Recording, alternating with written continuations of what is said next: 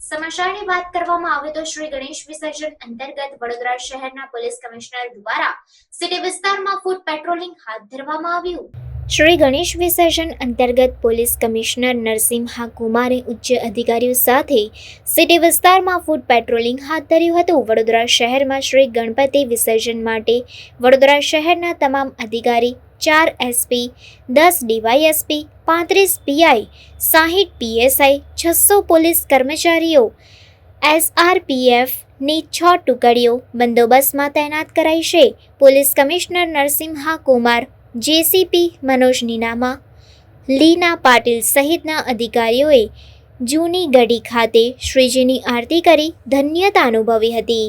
વડોદરા શહેરમાં હાલમાં ગણેશ ચતુર્થીની ઉજવણી થઈ રહ્યું છે અને 10 દિવસ ચાલનાર આ ઉજવણી દરમિયાન કેટલાક ગણેશ મૂર્તિઓનું વિસર્જન 10 દિવસની ઉજવણી પછી એટલે 17 તારીખે વિસર્જન થનાર છે, પરંતુ કેટલાક ગણેશોની વિસર્જન પ્રથમ, દ્વિતીય, તૃતીય એમ વિસર્જન પણ થાય છે।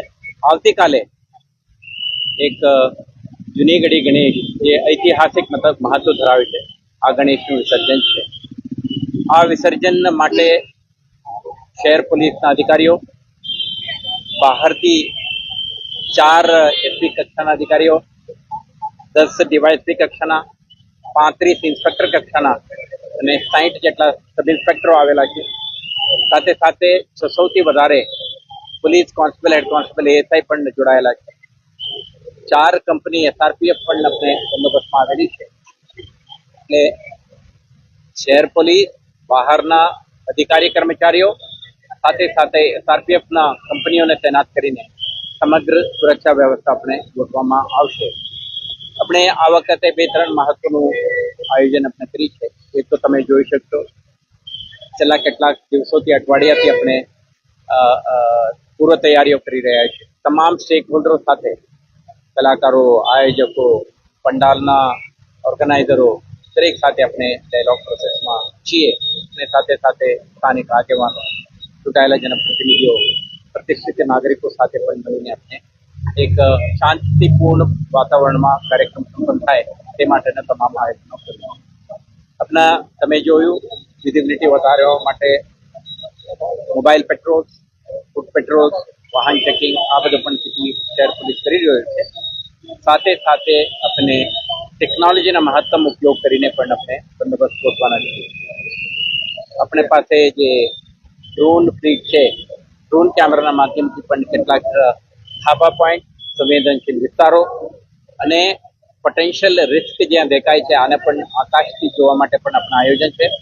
સાથે સાથે તૈનાત થનાર અધિકારીઓ, એમને પાસે બોડી કેમેરા હશે, સીસીટીવી કેમેરા જે શહેરમાં સ્માર્ટ સિટી પ્રોજેક્ટ અંતર્ગત અને સીએસઆઈટીએમએસ પ્રોજેક્ટ અંતર્ગત અને જો ખાનગી કેમેરાઓને પણ આપણા મેપિંગ કરી છે અને આપણા commandant potential trouble mongers, anti social element, ત્યાંના ડ્રાઈવરો જે આપણે કહીએ સ્પેશિયલાઇઝ સ્વિમર્સ, સાથે સાથે municipal corporation, fire services, disaster મેનેજમેન્ટના ટીમ સાથે આપણે તૈનાત કરવાના છીએ અને કમ્યુનિકેશન વ્યવસ્થાથી સુસજ્જિત આપણે એક સેફ, સિક્યોર અને શાંતિપૂર્ણ માહોલમાં વિસર્જન ઝડપથી કરી શકીએ તે માટેનું પણ આપણે આયોજન કરીશું। સેન્ટ્રલની કોઈ ફોર્સ આપણી પાસે આવી છે કે સીઆરપીએફ કે આરએએફ?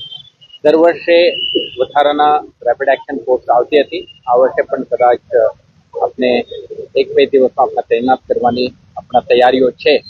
તો જ્યારે આરએએફ અહીંયા તૈનાત થશે ત્યારે આપણા માધ્યમથી દરેકને જાણકારી પૂરા પાડીશું।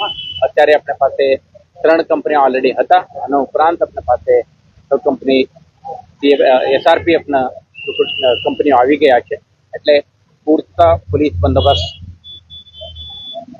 માટે જે અધિકારી કર્મચારીઓની જરૂર હતી આપણે મળી ગયું છે। આનાથી આપણે વિસ્તૃત બંદોબસ્ત વ્યવસ્થા, સુરક્ષા વ્યવસ્થા આપણા પૂરી। આભાર। સુરત, કચ્છ, ભુજ, વડોદરા ગ્રામ્ય જે પ્રકારે ઇન્સિડન્ટ થયા છે, સોશિયલ મીડિયા પર વિડીયો વધારે વાયરલ થયા છે, એની માટે કોઈ ખાસ ટીમ આપણી વોચ રાખી રહી છે? રાજ્યના સંવેદનશીલતાને ધ્યાને રાખી સુરત કે અન્ય વિસ્તારોમાં જે તણાવ બની છે, આથી આપણે છેલ્લા ત્રણ-ચાર દિવસથી તમે જોઈ શકશો આપણા વિઝિબિલિટી, આપણા પ્રેઝન્સ અને domination exercise, confidence building exercise આપણા કરી રહ્યા છે. તે ઉપરાંત સાયબર ક્રાઇમ પોલીસ સ્ટેશન અને સોશિયલ મીડિયા મોનિટરિંગ ટીમ પણ સજ્જ છે, સતર્ક છે અને એવા કોઈ કિસ્સામાં સોશિયલ મીડિયા પ્લેટફોર્મ કે ઇન્ટરનેટ માધ્યમથી લોકોને ઉશ્કેરણી કરવાનો પ્રયાસ ન કરે. આપણા ચાંપતી નજર હેઠળ છે, તો આવા પ્રવૃત્તિ કરનારને પણ આપણે શોધીશું અને effective preventive measures, counter measures આપણે કરવા માટે શહેર પોલીસ સુસજ્જિત છે, કાર્યરત છે.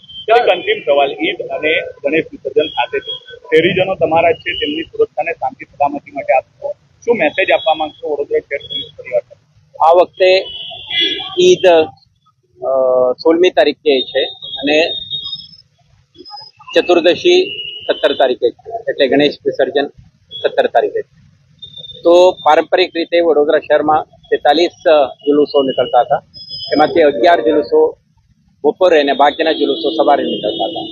આ વખતે આપણા મુસ્લિમ બિરાદરો, એમના ધાર્મિક નેતાઓ, સામાજિક નેતાઓ, આયોજકો સાથે આપણે વાતચીત કરીને તમામ જુલુસો સવારના સમયમાં જ નીકળે અને બપોર પહેલા 2 વાગ્યા પહેલા સંપન્ન થાય તે માટે આપણે આયોજકો સાથે આપણે અન્ડરસ્ટેન્ડિંગ બન્યું છે. તે મુતાબિક બંદોબસ્ત પણ આપણે ગોઠવી છે.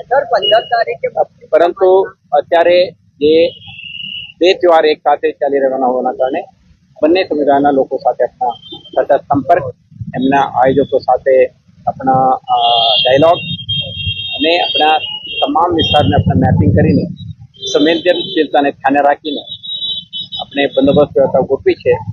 તો વડોદરા શહેરવાસીઓ શાંતિપ્રિય છે, સંસ્કારી નગર તરીકે આપણે જે છાપ છે, ઓળખ છે, એક કલ્ચરલ હેરિટેજ સિટી તરીકે આપણા ઓળખ છે.